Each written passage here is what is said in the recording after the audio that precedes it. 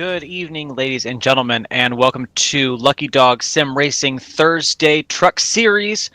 We are coming at you live from Nashville Motor Speedway, one of my personal favorite tracks to run. Got, I believe, 100 laps lined up for you tonight. Should be a very good race.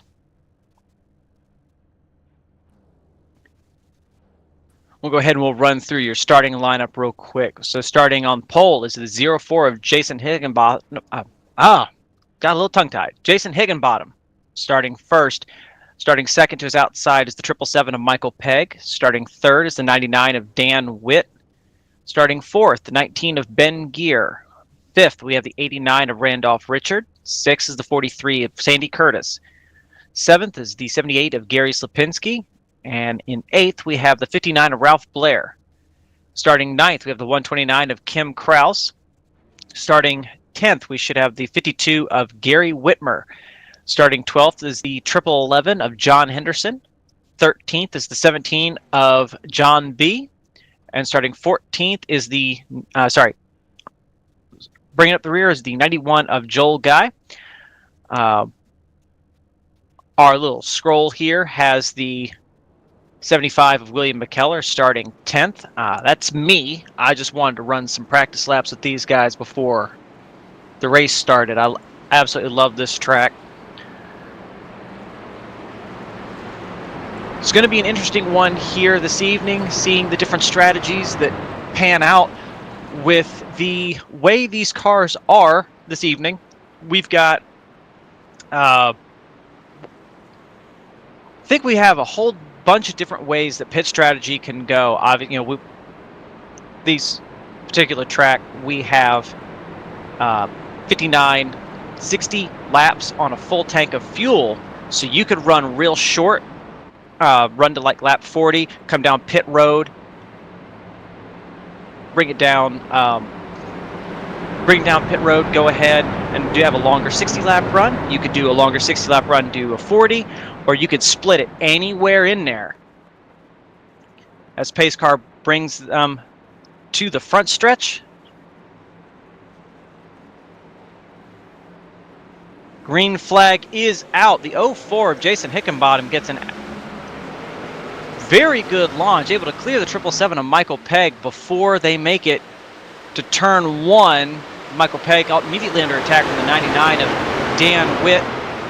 Dan able to draw alongside, not able to slide out to the wall, so that may hurt his momentum going down the back stretch. 777's able to clear him going into turn three. Gets that preferred line right there along the bottom. He falls back in the clutches, the 89, Randolph Richard. He's got the 78 of Gary Slapinski below him. Gary already moving his way up to the front.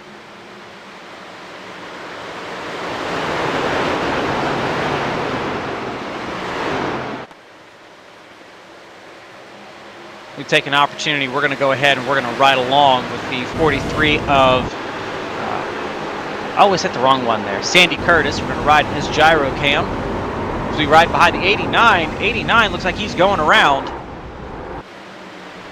Caution is out.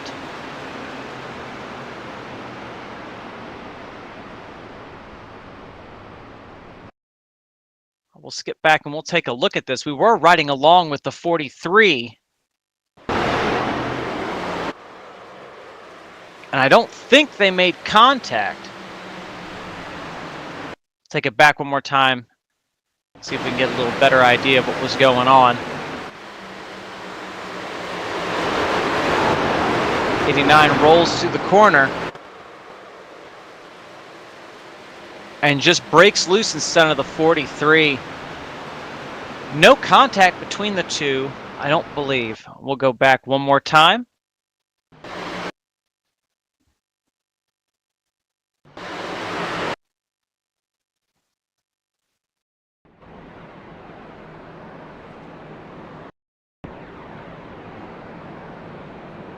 Second.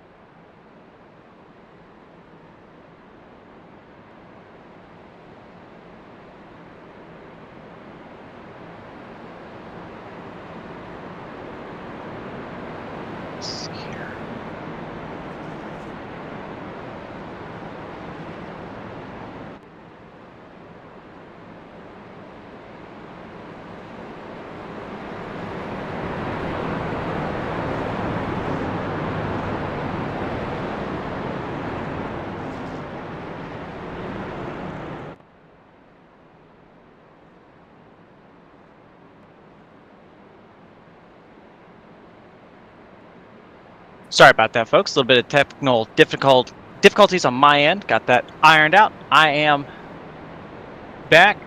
From what I can see, the stream still looks and sounds good, so it must have been solely on my machine. That is fantastic.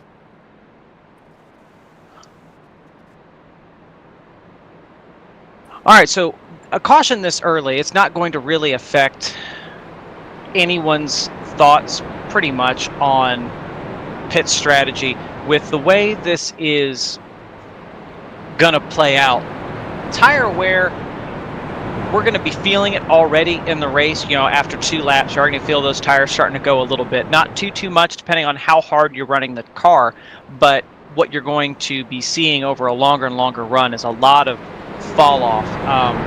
Some races that I've been in have gone in so long that even in the trucks, it benefited, you know, the drivers to be downshifting into third midway through the corner. We may make it to the point where we're running laps that are running that slow. And so with the way tire wear is, 5 laps in with a limited number of spare set of tires, you're not going to be coming down on lap 5 to put on, you know, new boots, especially since, you know, we only have like 2 green flag laps.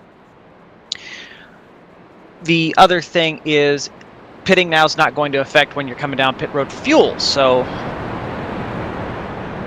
the only reason you'd be coming down pit road is maybe to repair off some damage, and that is more common, I think, here than anything else. This track is deceptively fast. It is so easy to overdrive turns 1 and 2.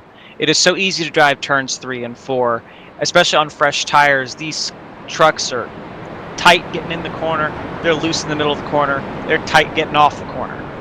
So it's a matter of managing that throttle, managing that speed, your corner entry speed, your corner exit speed. You don't want to be overdriving the turn at any point, especially on corner exit. This thing gets so tight, you just end up slapping the wall. And iRacing did a good job in really beefing up the durability of these trucks, but you know, you beat that wall down enough and it's really going to hurt. And a track like this, it takes nothing to get damage, especially on the right front coming out of turn 4. Seems to be the most common place where folks meet that very unforgiving wall. Pace car brings them back through turn 4, dives down onto pit road. Re-racked, and we'll try again. Green flag is out. 04 gets another good start. This 777 of Michael Pegg's got the 78 of Gary Sapinski, shoving him into the corner, keeping him alongside the 04. Michael able to get a really good drive there on the top.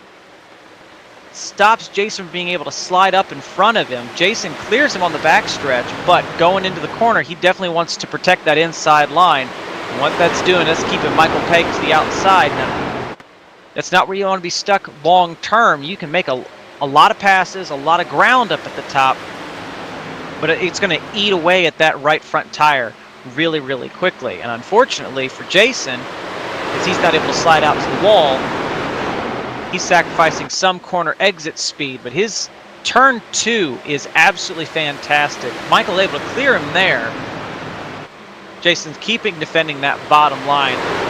Gary Sapinski follows him behind. Dan Witt right behind him. Sandy Curtis trying to make something happen there on the outside.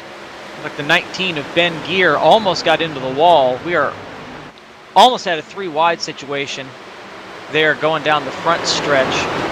It's like Dan Witt opting to run more of that middle lane there in the red 99 truck.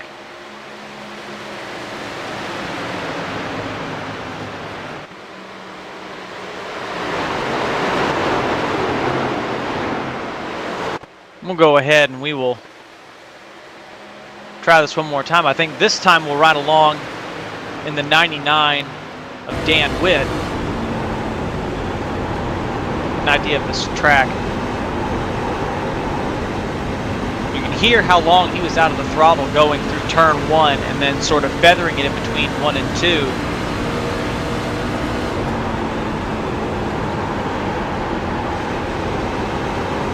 There is so much off throttle time in these trucks at this track, especially when you're running 2 wide.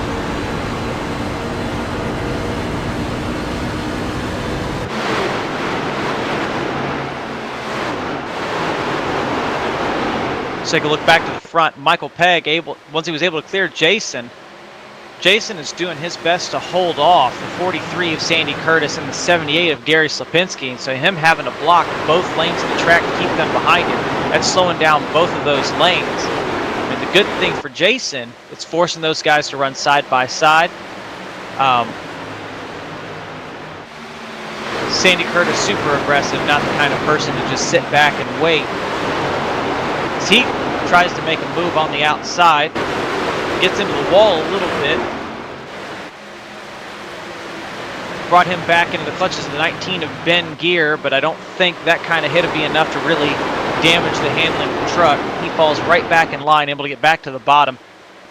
Gary able to bring the crossover there on Jason. Not quite able to clear him going down the straightaway. Looks like Jason maybe lifted, got in the brakes a little bit early, fallen in line behind the 78.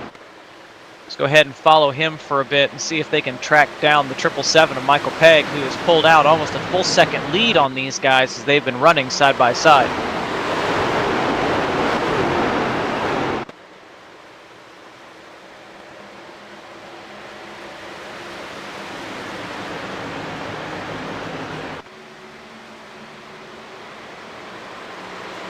Let's take a look here back through the field a little bit. We'll take a look at the 129 of Kim Kraus. Kim running the middle lane. We have a caution here. It looks like the 91 and the 89 caught up in something. We'll pop back and we'll take a look, see what happened.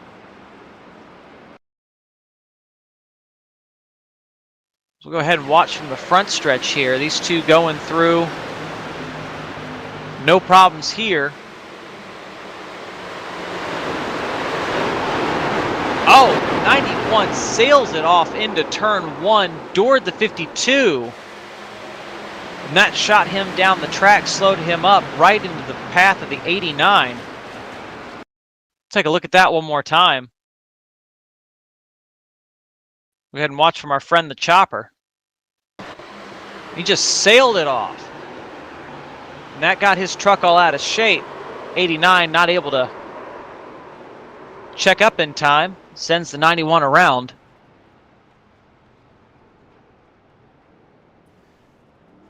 That's an odd move from Joel. We don't see him send it from that far back too often.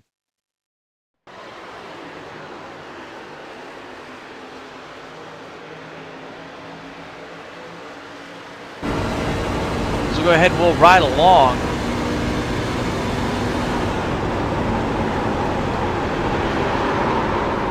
It sounded like Joel maybe tried to, he was very late getting out of the throttle, like he was trying to roll that corner more.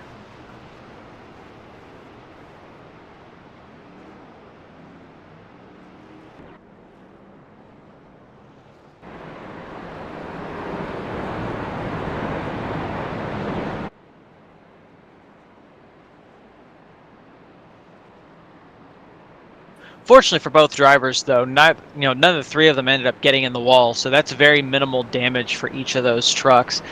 You'd be looking at most maybe 15 seconds of optional repair, but that's not even really going to affect the handling of these trucks at all.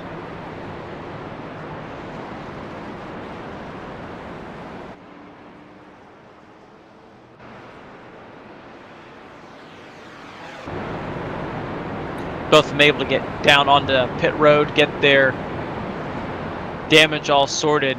Looking at the times on pit road, looks like between the two of them, Randolph may have had in the 89 may have had the worst damage. It's on pit road for about 3 times as long as Joel was, but both of them get back out, both still on the lead lap. Still have 13 cars in the running. Just as many as we started with, so that's always a good thing to see.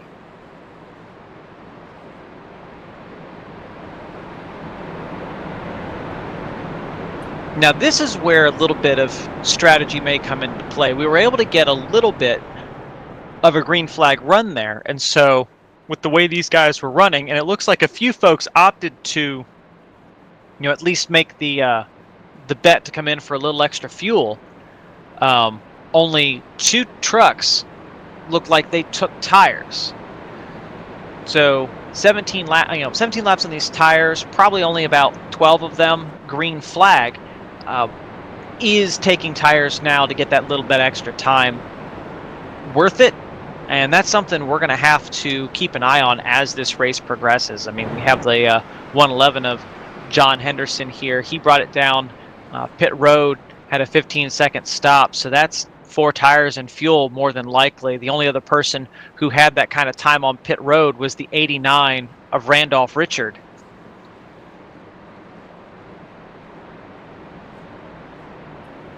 See the 91 of Joel Guy bringing it back down pit road.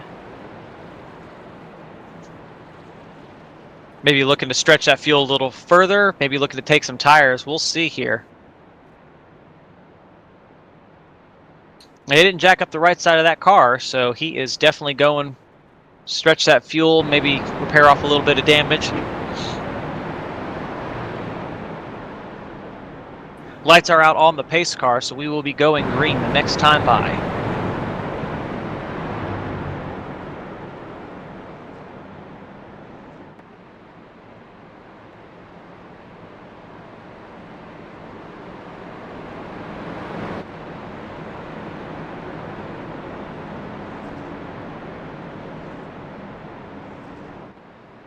'91 still showing on pit road just now, down and away, so taking the opportunity to repair off some damage.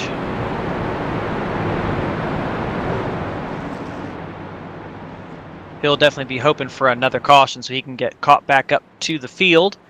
His pace car peels off. We are back to the front stretch. 777 of Michael Pegg starting first to the inside. 78 of Gary Sapinski restarting outside. Green flag is out. Excellent start from the top lane. Gary Sapinski got a good shot there from the 19 of Ben Gear. Almost able to keep him alongside Michael Pegg going through the corner.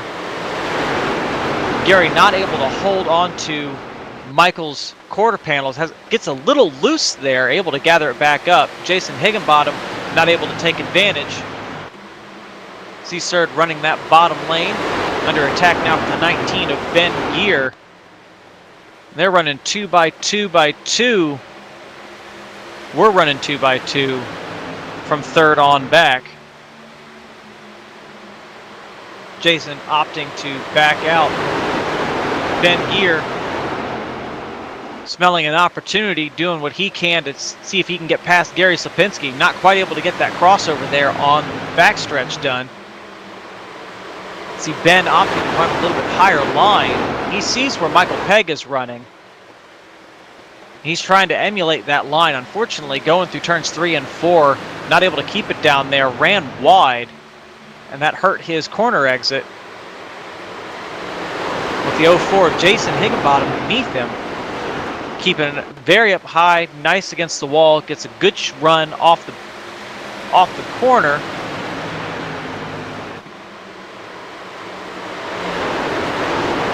Ben looking like maybe he's more comfortable there up in that higher lane. That's not something you see too often here at Nashville, but if you can make it work, it does work very well. So we go ahead and we pop back to our leader real quick. Michael Pegg running a lane off the bottom. You can see the kind of run that Gary Sapinski's getting. His caution is out again. So we have several cars involved. We got the 43, we got the 59.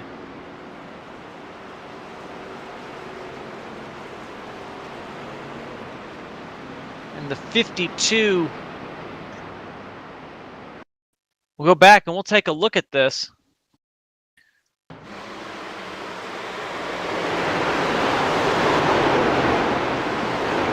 Going through turn 2, looked like maybe the 43 had a little bit of a run, was trying to make the most of it, and unfortunately, two cautions in a row. The 52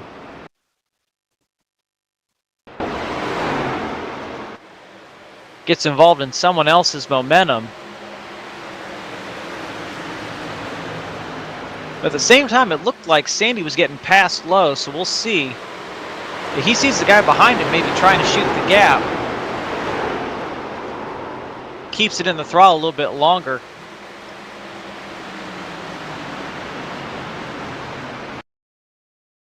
Go ahead and we'll ride on with the 43 here.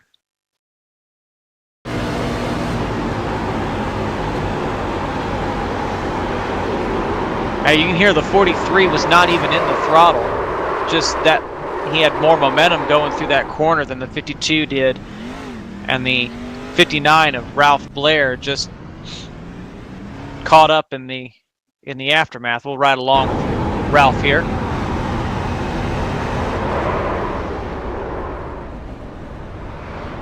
Down low and just all of a sudden had a bumper full of mellow yellow.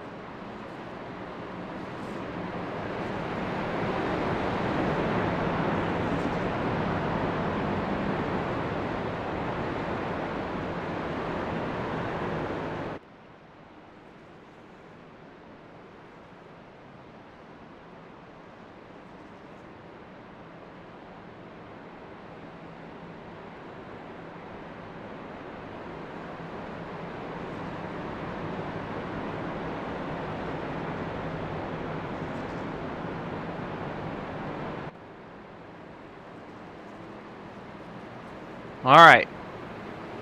Should be going green, not this time, but the next time by. Definitely had a fairly decent shakeup here a little bit to the top 5. So Michael Pegg in the 777 will be restarting this in first place. To his outside will be the second of Gary. In second will be the 78 of Gary Sapinski. Jason Hickenbottom has not gone anywhere the entire race. He'll be restarting third with the 129 of Kim Kraus to his outside in fourth, and the 17 of John B. narrowly avoided that last caution. He'll be bringing up 5th place, and that's brought our 12th place starter John Henderson up to 6th. John B in the 17 restarting. John B in the 17 starting 13th. The triple one of John Henderson starting 12th. They are all the way up, well inside the top 5.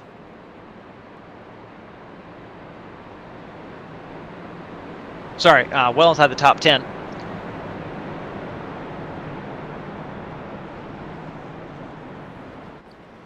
Yep, lights on the pace car are out. Be bringing them through turns 3 and 4 now. Doesn't look like any of our drivers have had terminal damage. Several folks opting to come down pit road that time for tires and fuel. Top 3, though, stayed out. Kim Kraus and John B came down for a splash and go. Green flag is back out. About even start from our front 2 rows.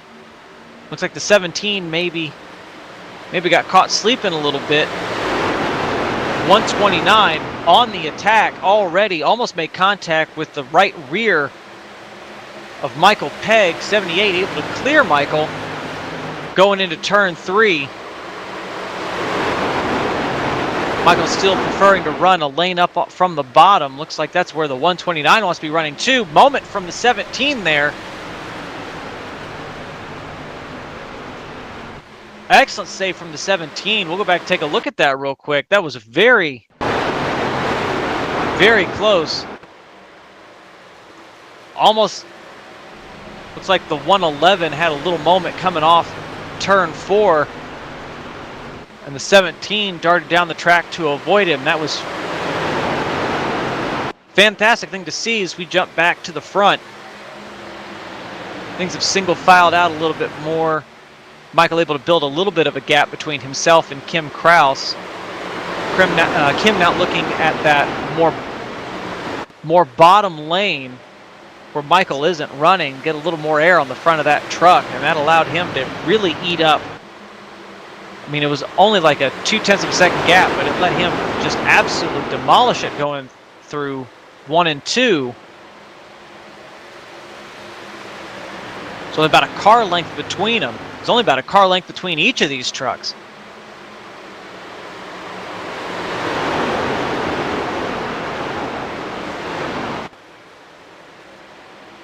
Michael doing everything he can to stay out of Gary's slipstream going through the corners. And we already talked about how much this track can absolutely destroy your tires if you're not smart with your line, if you're not smart with your lift points and your throttle points.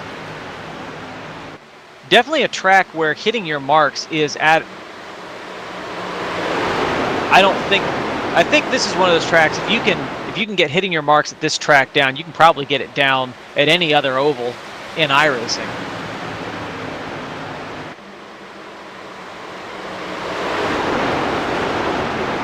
Because if you overdrive your car even 2 laps in a row, you can go ahead and you can really heat up that right front tire.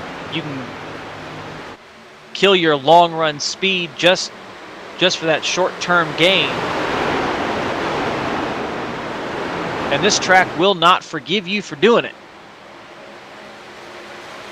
It's not an exceptionally long pit road, but if you have to pit before everyone else, it can be having to come down pit road, 2 laps ahead. That can be a penalty in and of itself.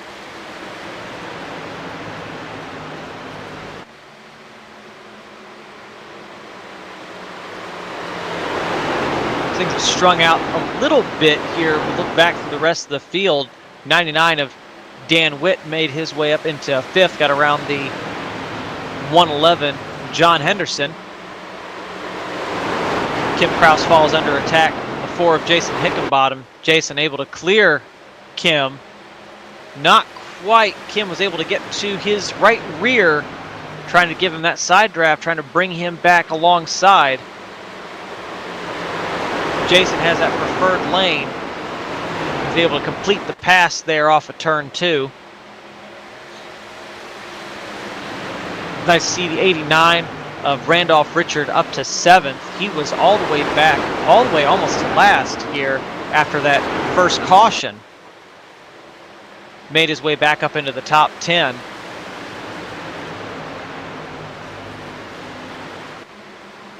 So we go ahead and we take a look a little further back to the 19 of Ben Gear and the 17 of John B. John restarted up inside the top 5, followed all the way back to 9th.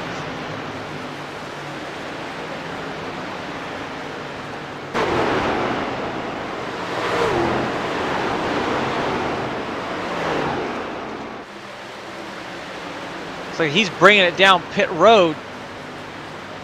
Looks like he made it without a problem. Is that damage to the right front? Nope, right front is fine. Just brings it down pit road. Appears to park it. We go back to our front of the field. Gary Sapinski having built a 4/10 of a second lead. And slowly growing over second place, Michael Pegg, who himself is now under fire from the 04 of Jason Higginbottom. Jason has not gone away. He has been right on the tail of second place for most of this race, and that's something you would expect from someone who is able to start this race on the pole. The field is really spread out at this point.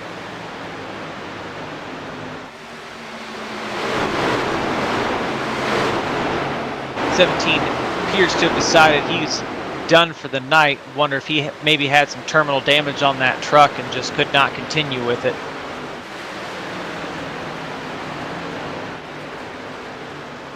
You see the 04 all over the back bumper of the 777. Gives him a little shot there going through turn 3. Telling him, hey, I'm here. If we could go a little faster, that'd be great. I got the 99 breathing down my neck. And he is, Dan Witt is there. Dan is definitely driving a lot harder than the people ahead of him. Dan also, I do believe, on fresher tires. Gary Slapinski, Michael Pegg, Jason Higginbottom, all 39 laps on these tires. Their equipment definitely a little more worn out than what's behind him. Dan Witt on pit road 17 laps ago, 14-second stop, so he had to have taken tires.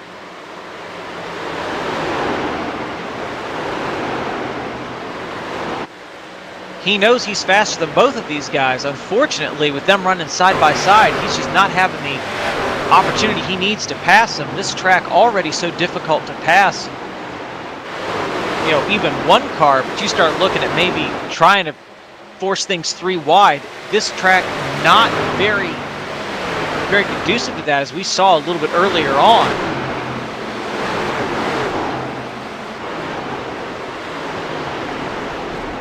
Here we go, second place and third place. Michael Pegg and Jason Higginbottom get in it. We'll go back and we'll take a look. This is from the exit of turn 4. Jason got the preferred line. Michael Pegg gives him that side draft, pulls him back. They both see the 99 of Dan Witt coming through.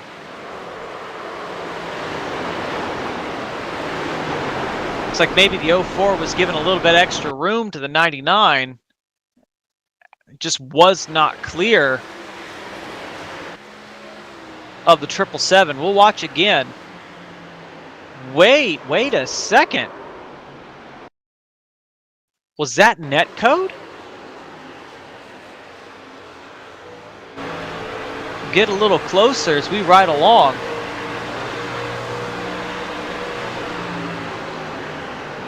I'm not certain. That looked like the 04 wiggled a little bit before they even made contact going into the corner.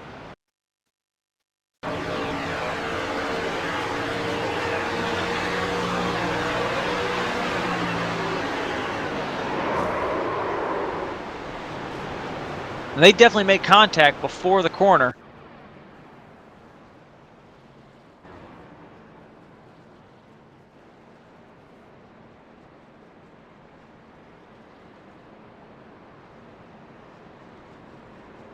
So we'll see how this shakes everything up. Fortunately, those two, the only two really involved in that.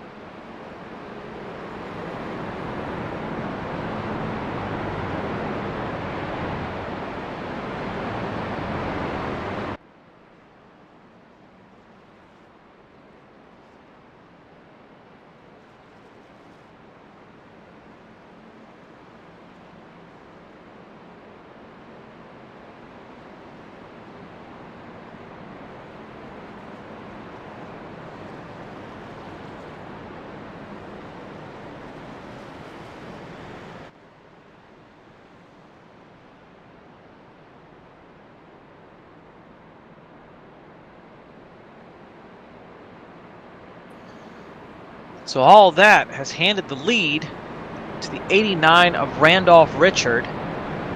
We'll bring the 19 of Ben Gear. Second place. 78 of Gary Slapinski be restarting third. Dan Witt in the 99 will be restarting fourth. And Sandy Curtis restarting fifth. Now, this is going to be a little bit of an interesting restart here when we go back green. We'll see if these two up front decide to stay out. Everyone behind them has about 20 lap fresher tires than these two. And they can't make it from here. You know, last time they were on pit road, 21 laps ago. These cars are only getting at most 60 laps of fuel, so they still have to stop one more time. And unfortunately for them, everyone from Gary Slapinski on back can make it to the end on this tank of gas. They choose to stay out. So we have a line of cars deciding to come down pit road, get a little extra fuel in the car. Click the 111, the 43, I believe that's the 52, and the 129, all coming down pit road, getting themselves a little extra gas.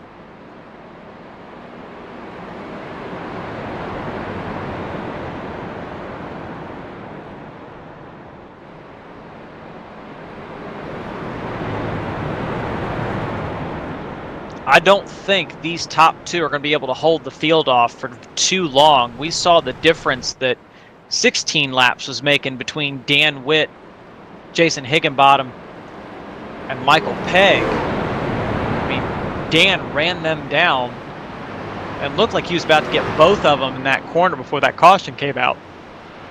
Excuse me.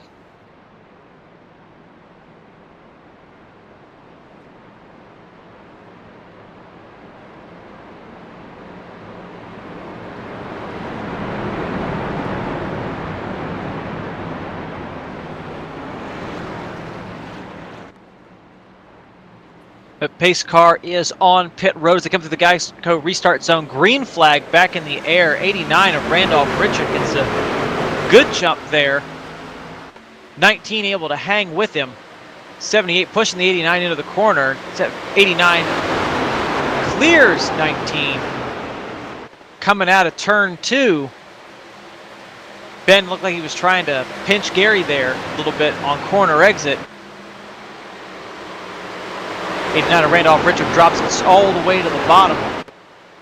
Takes some of the air off of Gary Slapinski's nose. But this is what we were talking about. We see the 19 absolutely dropping like a rock. Already lost 2 positions since the start of this stint. Looking like it's going to be 3 here with the 99 coming to his inside as we pop back to the front. The 89 of Randolph Richard. Been able to hold off the 78 of Gary Slapinski. And the interesting thing about this, Gary doesn't even need to race Randolph all that hard, as he managed to get under him here. The exit of 4, that'll give him the preferred line, especially on those fresher tires. He doesn't need to, run Randolph down and pass him and gap him. He just needs to go ahead and run close to him because he knows that Randolph still has to pit one more time before the end of this race.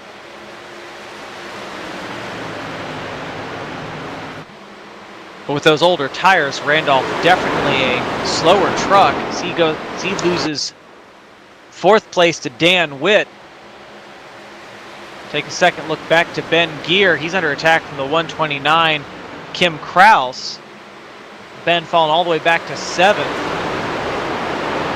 Now 8th. Kim's able to clear Ben right there in the middle of the corner and go back right on the hunt. See if he can track down the 52, Gary Whitmer Sr. Definitely if we were to give a survivor award to a driver in this race, it'd be Gary Sr. Caught in two of our cautions, still here with us, and he's battling Ralph Blair for the 5th position. Managed to get under him and clear him. A little bit of contact between the 59 and the 129. Both of them keep it going straight. Kim able to clear Ralph Blair. had a look to the inside of Gary Sr., not quite able to get there as we just hit halfway.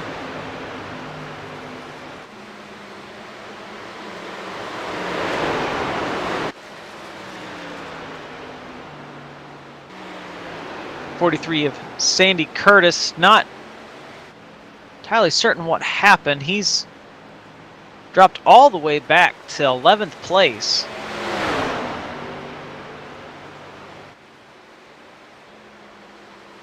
If he came down pit road, maybe put some fuel in it, not entirely certain.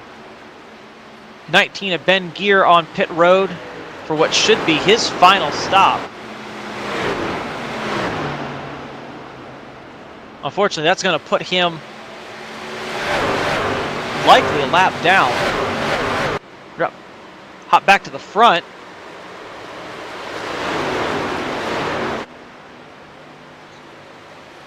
Gary Sapinski able to pull out 0.3 of a second on Michael Pegg. Second to Dan Witt. Dan doing everything he can to maybe track them down, but unlike the last time we were watching this, Dan does not have the fresher tires that these two do, so they are all in the exact same boat right now.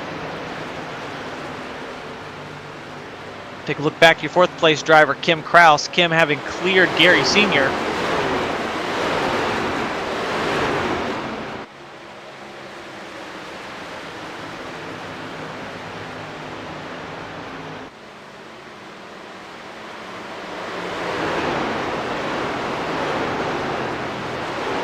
Michael Pegg, though, running a little bit of a different line, drew right back up to the 78.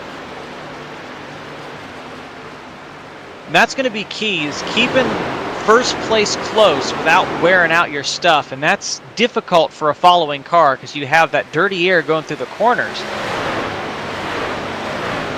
But we watch how Michael runs his corner. This time, it's the exact same line as Gary. Looks like maybe Gary moved up a little bit, trying to take Michael's line away from him. But from what we were seeing, Michael, here we go. Michael runs a little bit higher lane, going through the corner.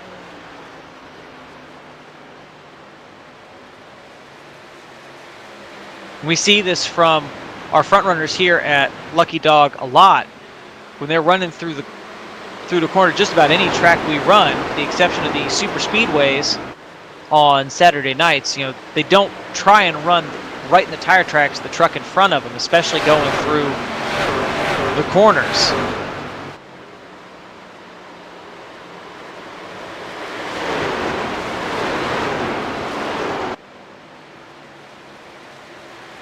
Lucky Dog races frequently about tire management.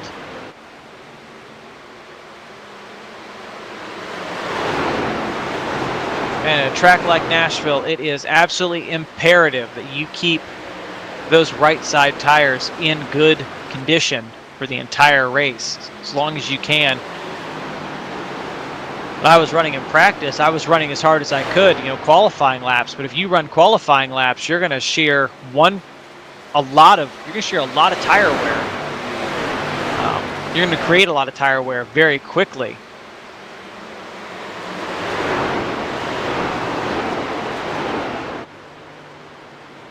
If you get in that rhythm of, I mean, not necessarily you don't have to clutch here to save fuel, definitely not from where they're at, no, but you figure out where you need to lift, you know, back your corner up just a little bit each lap to go ahead and save that right front tire, especially that right front tire with how tight this truck can get.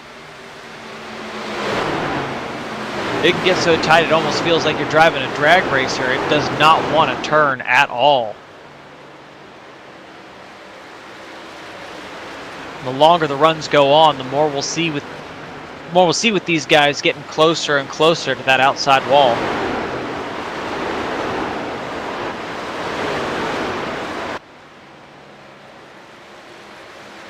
Let's go ahead and we take a look a little further back. 129 of Kim Kraus doing what he can to track down the 99 of Dan Witt. Dan having fallen off about, looks like 5/6 off of our leader. So a second and a half difference between him and Gary Slipinski.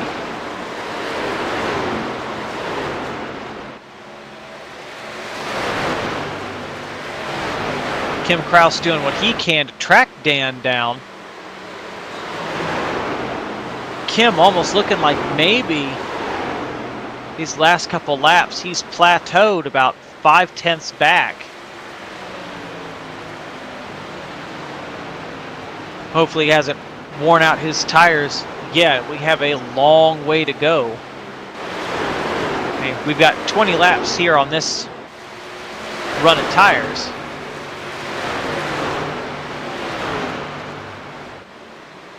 Be an interesting question to see.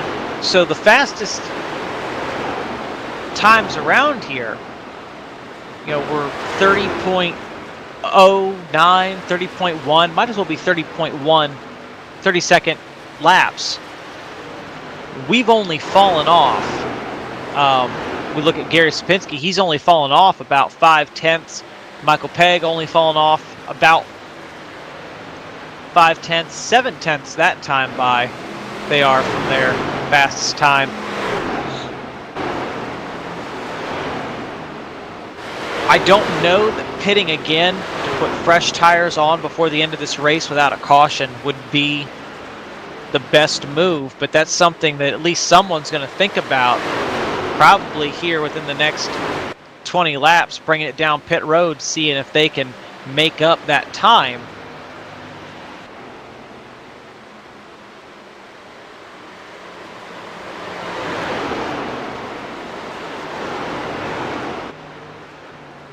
I myself don't think that would be a very good strategy, but better drivers than me have done it and tried and succeeded.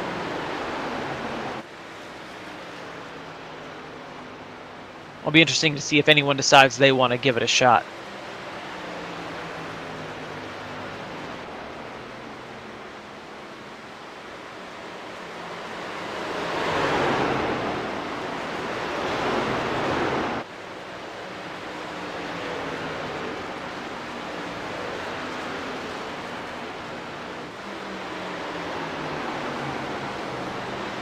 We'll go ahead and we will go through our field real quick, starting with our leader, 78 of Gary Slipinski. Gary did not have the best qualifying effort. Started 7th. Looked like the truck just got away from him a little bit in qualifying, but he's really come alive here in the race. Like I said, started 7th, currently running 1st. As of right now, he is our fastest lap on the track, just about our fastest average time. As he continues to try and grow his lead on Michael Pegg. Michael doing an excellent job back here in the 777. Michael started 2nd. He's currently running 2nd. Been doing very, very good, keeping Gary from getting too far out. The amazing thing, Michael Pegg, our 2nd fastest truck on the track, only 1/10 of a second separates his best time from Gary Slipinski's. These two very evenly matched here at this track. Could be very much, if Michael's able to get out in front, he may be as difficult to pass as Gary is. Take a look back to our 3rd place driver, Dan Witt. Dan currently running 2.5 seconds back from our leader, Gary Slipinski. Dan running a very, very consistent race. He's not that far off the times, the 2 people ahead of him. We are 27 laps into this run now, and we have almost a full second of tire fall off. Dan managing his tires just as well as the 2 ahead of him. Look like maybe they have a little bit of corner exit than he does, especially Michael Pegg having the benefit of that draft pull. Dan doing solid job, because what he's been able to do is he's been able to build quite a gap to the 129 of Kim Kraus. There was a point, Kim, about a half second between them. Now it's about 1.5 seconds. So he's, just in that little bit of time, already pulled out some time on Kim Kraus. Kim maybe running a little bit harder earlier on, trying to make up as much track position as he could. And that may have damaged that right front a little bit more than he wants. Also, we can tell 129 feels a lot more comfortable running that middle lane. Not certain if that's to help mitigate the damage to the right front or if he just feels comfortable there.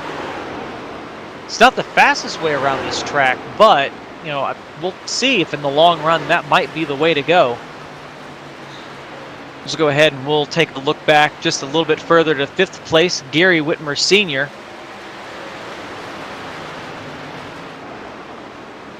Gary here started 11th, running 5th. He's also there running up against the wall. Think what they're doing is letting the 91 of Joel Guy go by. Joel Guy came down pit road 10 laps ago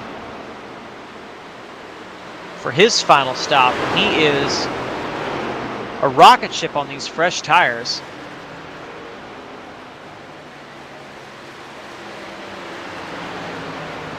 So yeah, Gary Sr. here running high, letting Joel go by.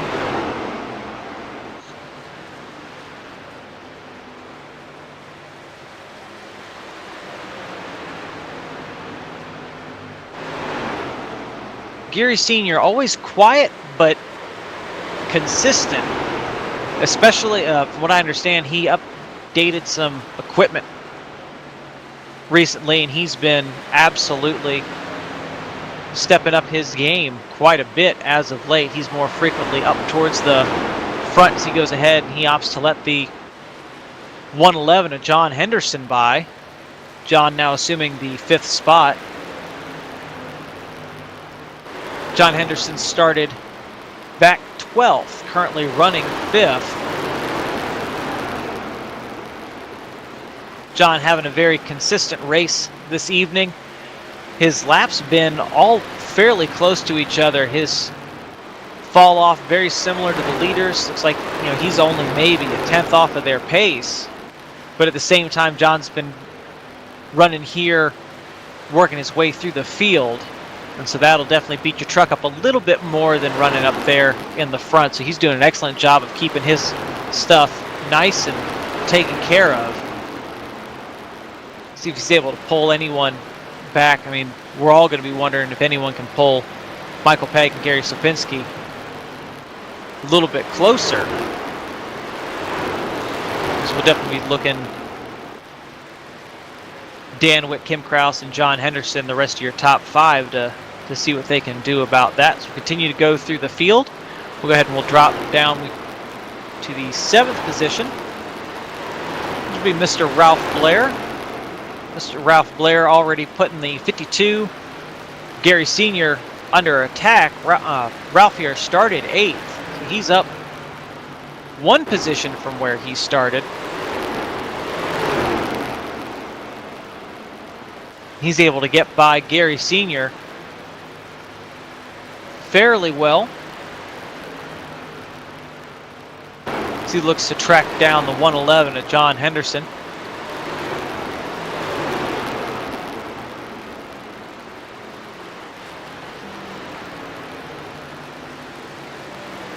We'll back up another spot to 8th with the 89 of Randolph Richard. Randolph here was our 5th place starter, got caught up and fairly early on in an incident.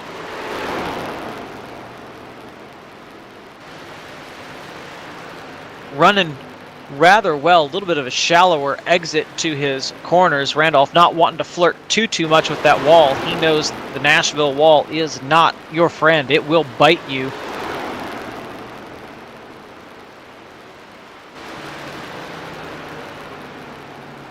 Keeps it well away from that wall.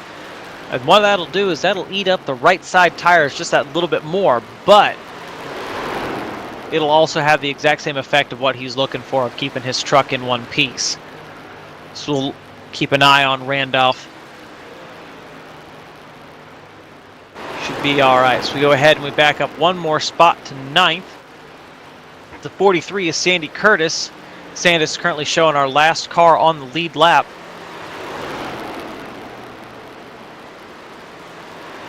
Sandy having a bit of an up and down night.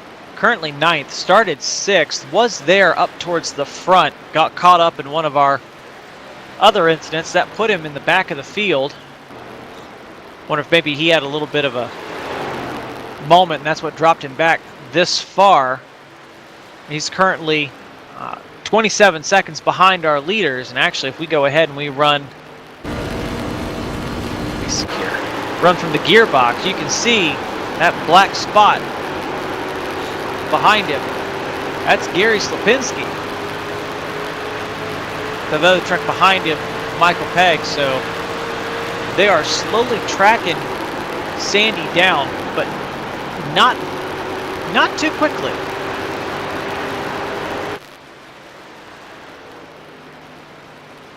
Sandy's last time by across the stripe, it's a 31.3. Gary's last time by across the stripe, also, it's a 31.2. It's only about a 1/10 of a second difference.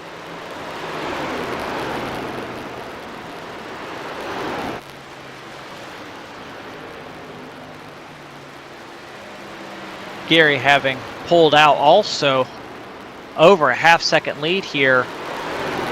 Second place, Michael Pegg. And that's a difficulty we were talking about keeping first place right there in front of you and keeping good care of your tires.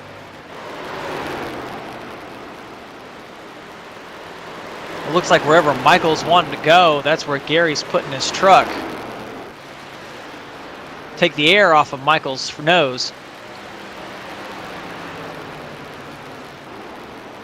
Just that little bit.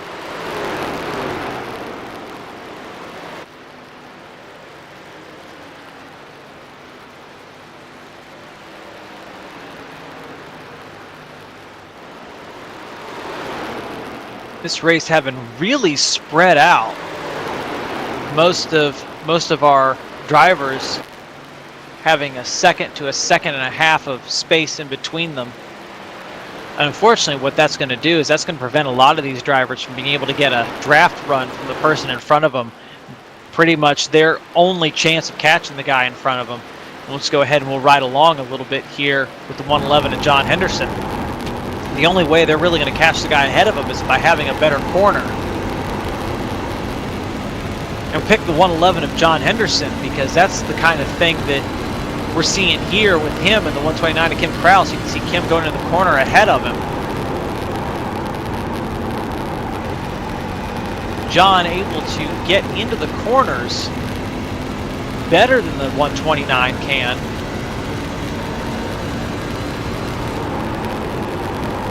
To hear him lift, he gets it right down to the yellow line. He's able to slide out all the way, well, almost all the way out to the wall. What that's really allowing him to do is reel that 129 in. There's only about a second between the two of them. That's close enough that he can get a little bit of a draft run going down the straightaways. But as we were watching with the 129 runs a much higher line than the 111 is. So the 111 able to get around the corner a little bit faster because he's going a shorter distance. And then he's got that excellent glide out to the wall that the 129 does not quite have, being as high as he is. Almost wondering if the 111 is able to get in the gas sooner. We'll ride along with Kim Kraus here. We'll wait to hop in the car until after he gets through turn 4 here. Looks like he had a little bit of a touch there on the wall. Nothing too crazy, just a little brush.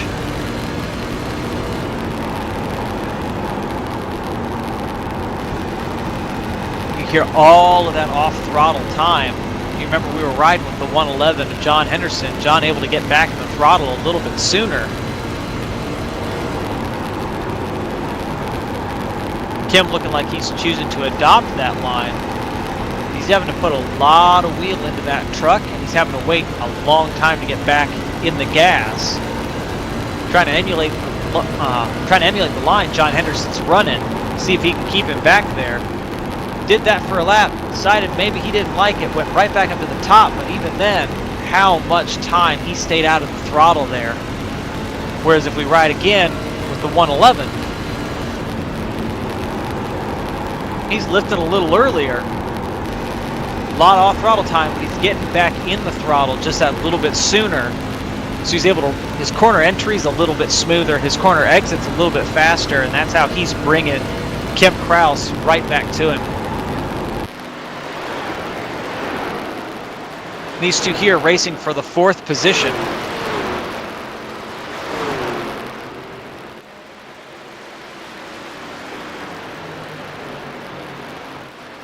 As we are 10 laps to go. Go ahead and we'll take a second, go back to the front. We'll go ahead and we'll keep an eye on our relatives, see if the 111 is able to get to and past the 129. We'll bounce up to the 78 here.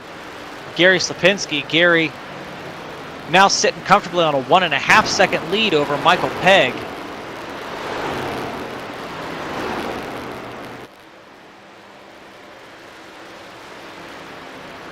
It's a fairly commanding lead he has. Michael back there hoping, like, Gary, just hit the wall. Gary, just don't hit it hard. Just enough to slow you down. Bring me right back to your bumper. Gary's so smooth at this track.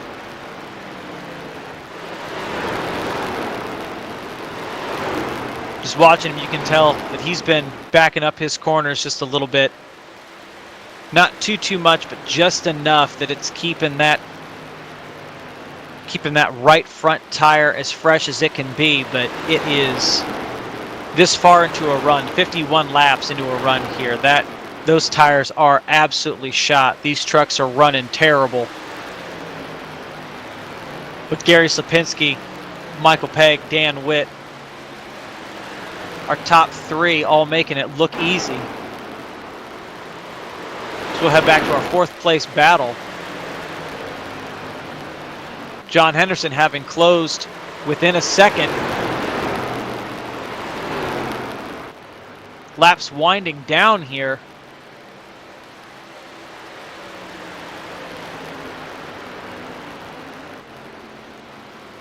Currently between these two trucks, there's only about a half a second.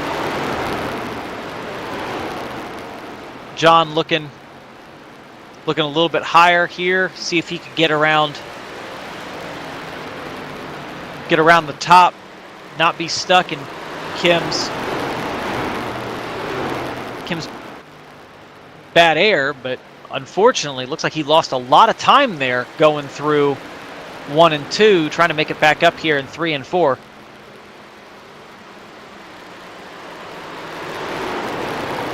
We go back to our leader. Has some folks coming his way. He looks like he passed the 19 of Ben Gear, currently showing 2 laps down. He's just about caught the 43 of Sandy Curtis.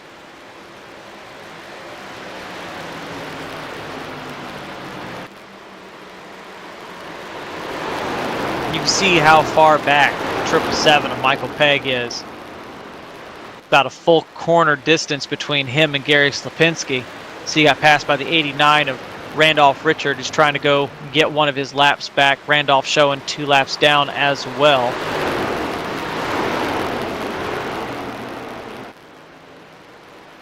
Slapinski clears Sandy. Sandy showing as our first car a lap down.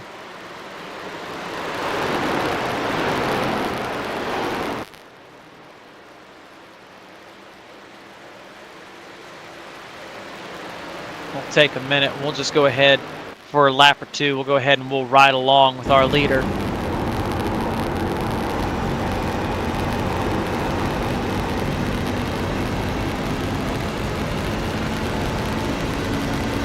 Gary moves up and lets the 89 of Randolph Richard go by.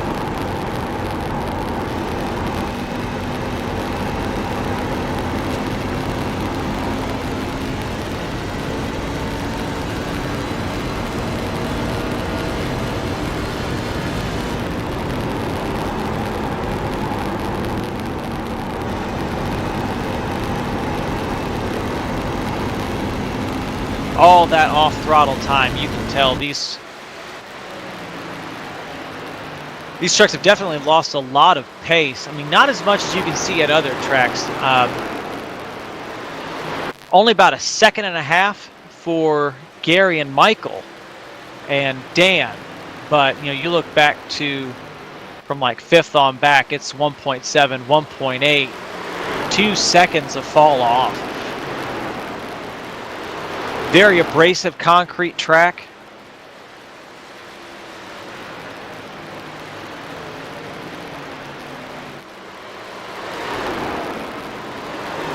Gary Slipinski brings it back through turn 3 and 4. Down the front stretch, Gary Slipinski, your winner here at Nashville. Michael Pegg bring it home second. The 99 of Dan Witt third. Kim Kraus is able to hold off the 111 of John Henderson to finish fourth. John Henderson brings it home fifth. 59 of Ralph Blair finishes sixth. The 52, Gary Whitmer Sr. seventh. The 43 of Sandy Curtis. Eighth, Randolph Richard. Ninth, Ben Gear 10th, and the 91 bring up the rears. We go ahead and we pop back to our front stretch. Gary Slipinski and Michael Pegg burning it down. Excellent run from both of those drivers. So we'll see if we can get our top 3 up here for comment.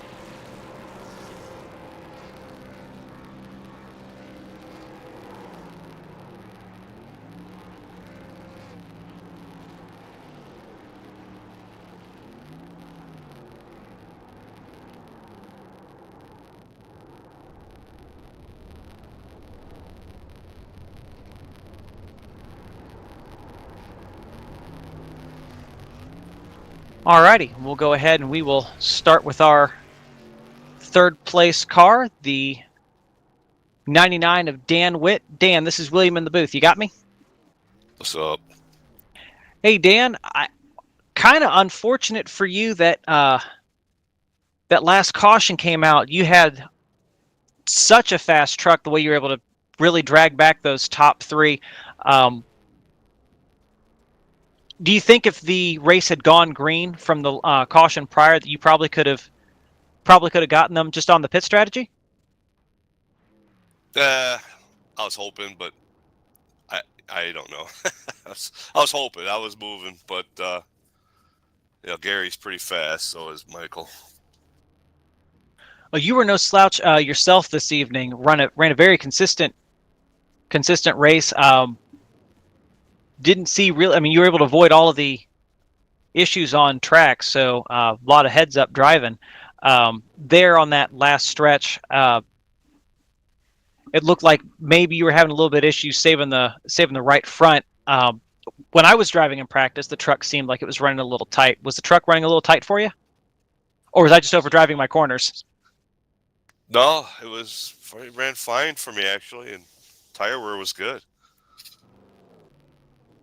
All right, well, I want to congratulate you on a third place finish. I know that Nashville is a very unforgiving track. To do well here is always fantastic. I mean, I don't know how Gary does it, but is there anyone you want to thank before we let you go? My wife let me do this, and Lucky Dog, and you for announcing. It's been great. Appreciate you. Well, I appreciate you. You're a lot of fun to watch, and I hope we talk to you next time. Thanks, buddy. Keep up the good work. We'll move on to our second place finisher, the 777 of Michael Pegg. Michael's with me in the booth. You got me? Yes, sir. Hell of a run tonight, Michael. I don't think you were outside of the top 5 all evening. Once you and Gary got hooked up, it seemed like the two of you were almost impossible to beat. But I noticed the longer that last run went on, Gary just kept checking out, just not able to keep up with him. What was it like trying to follow Gary there that last stint? I was good up to about the last 18 laps, and the room got real hot. Man, I started sweating. I was like, "Oh man, this is hard." My tires was 84, 88 on that last run, but it was not like the other run. The first set of tires, we still got 2 set of tires left. We only took 1 set. I was noticing you guys only had about 60. You had about 60 laps of fuel, so that really opens up the pit window. Um, I guess it really worked for you guys' favor that last caution came out. How worried were you about Dan there when he was catching you and Jason? Yeah, Dan was great tonight, man. He was rolling. I was worried about him, Jason, a lot of them. They were real close to us tonight. Jim was right there with us. Um, but yeah, it's a tough race. It's long. It's a difficult track. You got to hit your marks. Yeah, it was very difficult, but it was fast. It was real fast tonight. It was a lot of fun to watch. And as I was asking Dan, I'm going to ask you too. Were you finding the truck running tight, loose, or was it just on point for you? It was on point the first run, and then the last 40 laps, me and Gary were talking about how tight it got. It was just like real tight. I said, "Boy, William would love this truck." You're right. I would have loved it. Yeah, it started seizing up on us, but Gary drives a tight truck. I'm more on the loose side, but hats off to him. He did a hell of a win tonight. Well, it's a very excellent drive from you as well. Michael, is anyone you want to thank before we let you go? Yeah, I want to thank God himself. I want to thank all the Lucky Dog members for coming out and racing tonight, all the people that watch, all the Lucky Dog. I want to thank you most of all, Lucky Dog Broadcasting. We've done outstanding. I want to thank Molly, Tracy, and Cash. Well, good run tonight. Thank you, Michael, and hope we talk to you next time. Thanks, sir.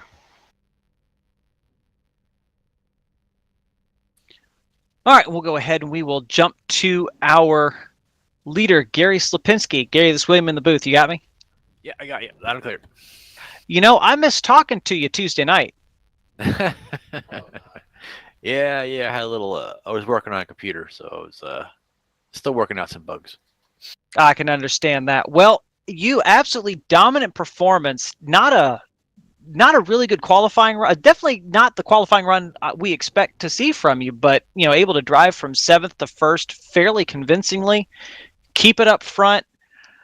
How did the truck feel tonight? Like I said to Mike before, it was well. First off, that qualifying was my fault. I kind of spun out in my hot lap, and I was like, "Oh, that's it. Whatever the first lap was, that's where it's gonna put me." But other than that, I'll deal with it. And I just drove through the field, picked them off one by one. But I was saying to Mike that the first set of tires actually felt really good to me, and this is literally the second set we put on the truck, and it felt okay the first couple of laps, but I started to notice it just started pushing real bad this set. I was like, this is not going to be good. So I tried to save it a little bit, and kind of worked out for me in the long run there. But it was definitely just pushing off the right front, and it really didn't like that. I mean, I would say more than anyone, you were definitely flirting with the wall coming off of each of those corners. But Oh yeah, it looked like you didn't have.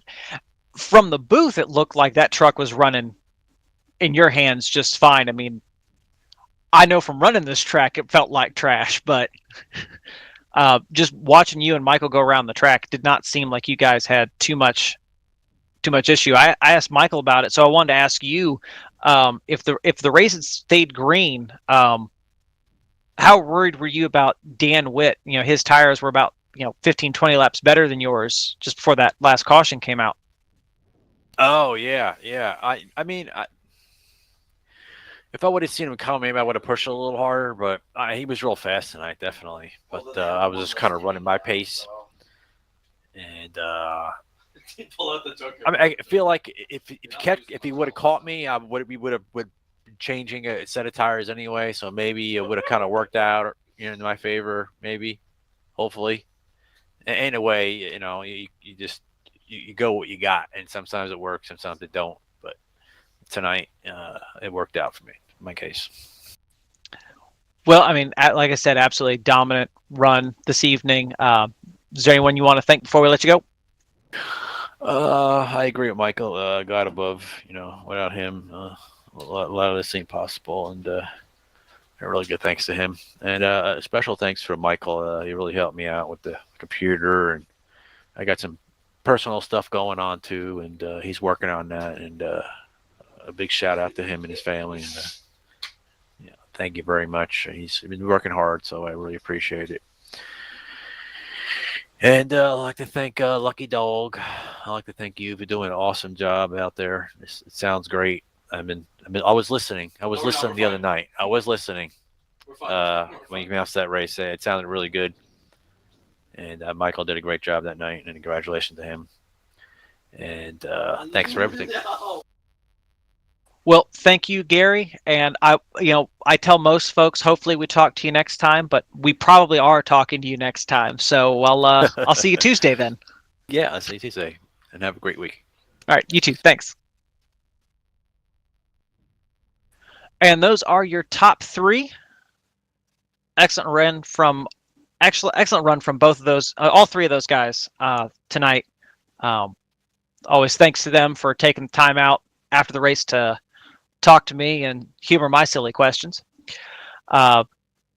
See if we can do our best to update you guys on the points at the end of the race. So our point standings, as I understand it, at the end of this race, it's pretty much in the exact same order that everyone finished. So your top five in points would be first be Gary Slapinski, and second Michael Pegg, third Dan Witt, fourth Kim Kraus, fifth John Henderson. So hats off to all of those guys. And I think that's where we'll leave it. We'll look forward to seeing you. We do have a broadcast tomorrow night, super late model short track racing. We have some Xfinity Super Speedway on Saturday. We take a break on Sunday because everyone needs to take a break every now and then. And then we'll all be back on Monday with some Gen 4 Cup cars. And then you'll hear from me again Tuesday for Gen 6s. And I look forward to it. Until then, catch you next time.